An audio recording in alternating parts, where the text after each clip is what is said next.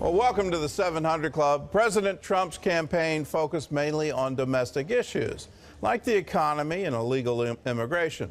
But in his first few months in the White House, he's facing serious international problems, from Syria to North Korea. So now the president's reaching out to leaders around the world to help prevent these crises from turning into wars. Dale Hurd has the story. The Kremlin says Russian President Vladimir Putin and President Trump agreed during a phone call to step up U.S.-Russian diplomatic efforts on Syria. It could signal a thaw after some, including the president, have said relations between Moscow and Washington are at an all-time low. Secretary of State Rex Tillerson in Saudi Arabia. Well, it was a very constructive call that the two presidents had. Very, very fulsome call, a lot of detailed exchanges, so we'll see where we go from here. The White House said the two leaders discussed setting up safe zones in Syria. The U.S. is also working with China on a stronger UN Security Council response to North Korea, including sanctions, after Pyongyang's repeated ballistic missile launches. The most recent missile test on Friday failed. And Congress has passed legislation that would intensify financial pressure on the North. Military pressure is also being brought to bear.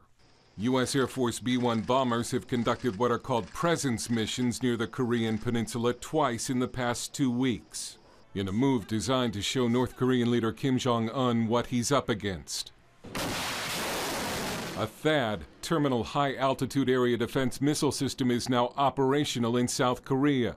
That angers China, which sees it as a threat to its security, and Beijing has demanded its removal. It's even triggered protest by some South Koreans, the people it was sent to defend. The Trump administration has been greeted by so many foreign policy crises in its first 100 days. One political cartoon shows Barack Obama tossing President Trump a foreign policy hand grenade. In addition to North Korea and Syria, there's also Iran's nuclear program and ISIS, and none of them look to be resolved anytime soon. Dale Hurd, CBN News. Well, President Trump is meeting with another foreign leader today, the head of the Palestinian Authority, Mahmoud Abbas. John Jessup has that story from our CBN News Bureau in Washington. John? Thanks, Gordon. The president will press Abbas on a key issue: to stop sending payments to the families of Palestinians who are in prison for attacks against Israelis. Republican senators and others in Congress argue that the U.S. cannot treat the Palestinians as a peace partner as long as they reward terrorists. Israeli Prime Minister Benjamin Netanyahu is also urging Palestinians to stop funding terrorists that kill Israelis. But Abbas is unlikely to stop the payments. Trump and Abbas will also discuss other issues involving peace between the Palestinians and Israelis. Well, President Trump promised to move the U.S. Embassy in Israel on the campaign trail last year.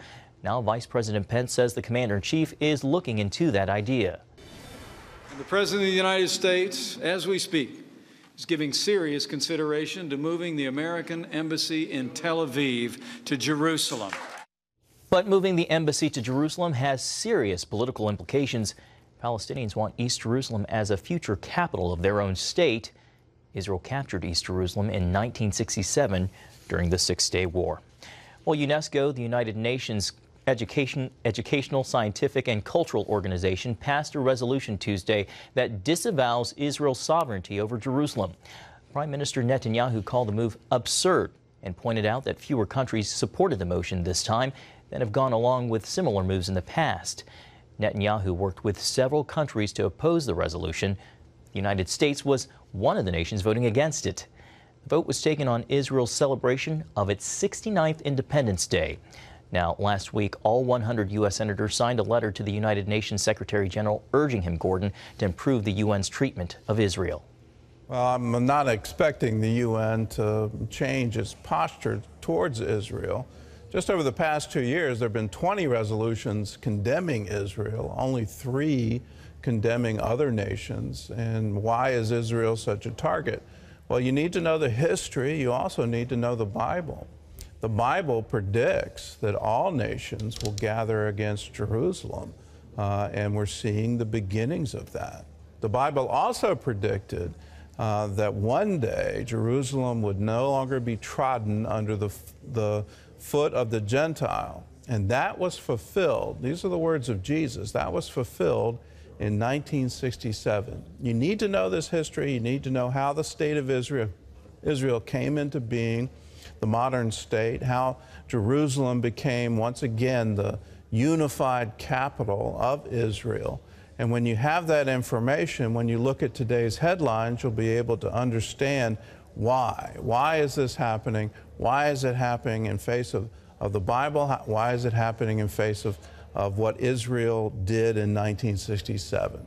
And so to allow you to get this information, we've got a wonderful movie for you. It's called In Our Hands, The Battle for Jerusalem.